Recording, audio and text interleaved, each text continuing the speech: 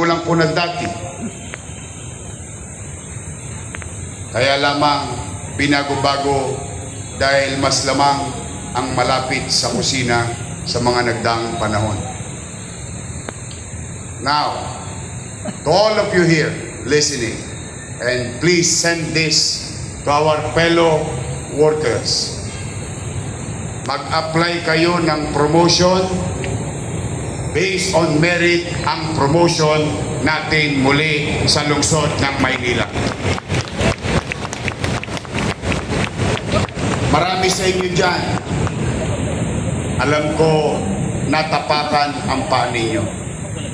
Minsan nga nagugulat kayo, bigla na lang pumasok sa opisina, yung bagong appointment mas mataas pa kaysa sa iyo. Tama. Opo, alam naman natin yan. Sabi ko nga sa inyo, in problem solving, you accept the problem, then we introduce solution. Nung araw, saksi ang Diyos, 98% ng na-promote na permanent, hindi ko kilala, hindi ko nakita. At alam din niya ng mga na-promote noon, ni hindi niyo ko nakamayan. What is the basis of that promotion or giving permanency sa kanyang kinalalagyan? Ay simple lang, based on merit. So, huwag na kayong kabahan. Kung hindi kayo malapit sa akin, hindi kayo mapopromote, hindi. Mag-apply kayo ng promotion ninyo at based on merit and time of service sa atin dito sa lungsod. At ito naman ang paalala ko. Siyempre, hindi naman ako napunta rito ng mag-isa lang. Meron din akong mga kakamping dala-dala. Kung kukuha rin lang naman kayong item, ang kunin nyo na, yung sa dulo ng walang hanggan. Hindi yung kayo pa nasa unahan. Bakit? May nauna sa inyo eh. True that we have to accommodate you if you're qualified. But maging magalang tayo sa mga kasamaan natin sa loob na opisina na magiging katrabaho natin. Kaya, Madam Jo Quintos, you know the drill. Repeat order lang to. Please, huwag kayong mahihiya. Lalo na kung halimbawa, kayo'y paritiro na. Marami na bang paritiro rito? Good luck sa inyo.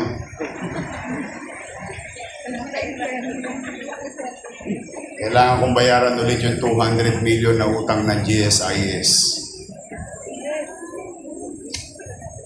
Kawawa naman ang mga magre-retiro.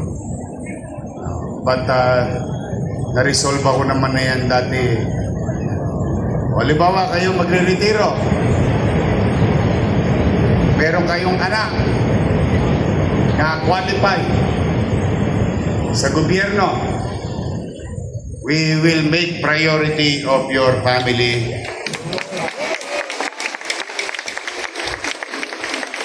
Doon man lang malingon kayo ng pamahalang lungsod na pinaglingkuran ninyo for 20 or 30 years.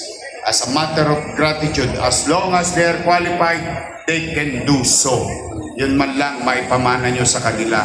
Sa mga oras at araw at gabi ng pagpupuyat, pagsusobra ng oras ng pagtatrabaho ninyo, sakripisyo nyo sa trabaho sa gobyerno ng Maynila para sa ating mga nasasakupan, doon man lang masuklihan kayo ng pamahalang lungsod ng Maynila.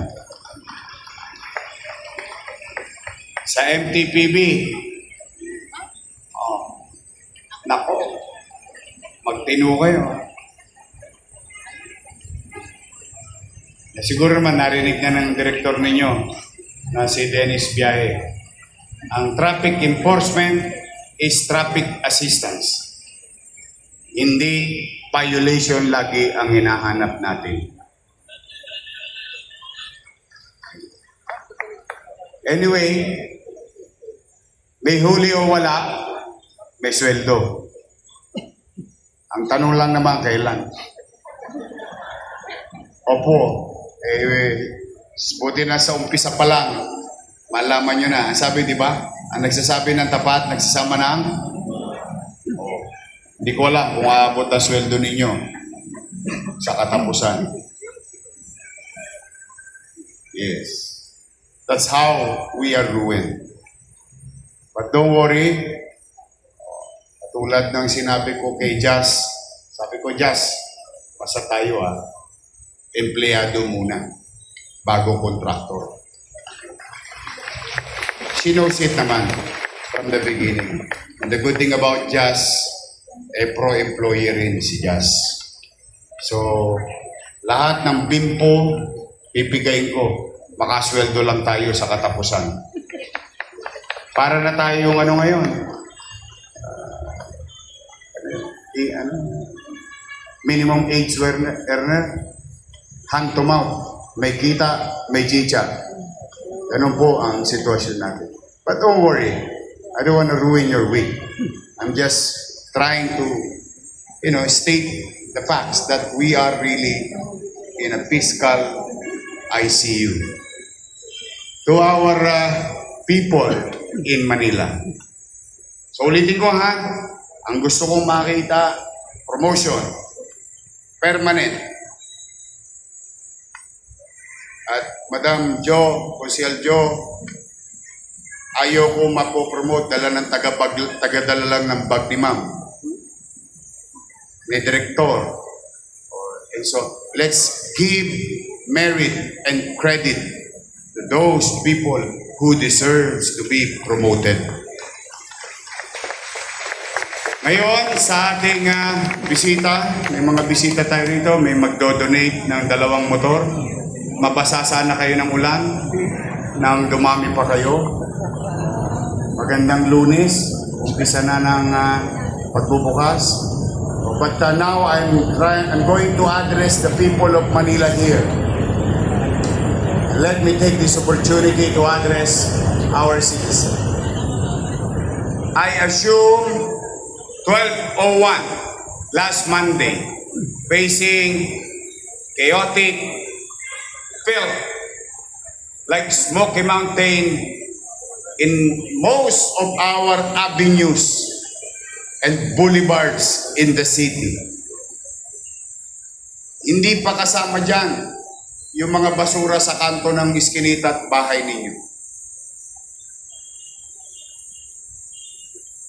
And timing, nawala naman yung 2 kontratista. Now, let us not put blame to one another. Hindi rin sila biniyaran, hindi na rin nila kaya. That's the truth of the matter. And the thing stops there. We move on. We assume, and it became a crisis, maraming pwedeng magkasakit ng mga kababayan natin. So at 2 o'clock, immediately after 12:01, the same day, took the responsibility, put things in right order. Sa ngayon, sa awa ng Diyos, I think kayo mismo, dahil marami naman sa inyo dito, taga Maynila, we can honestly say, since Monday, last week, at least, guminhawa na ang ating mga kalsada. Tanong,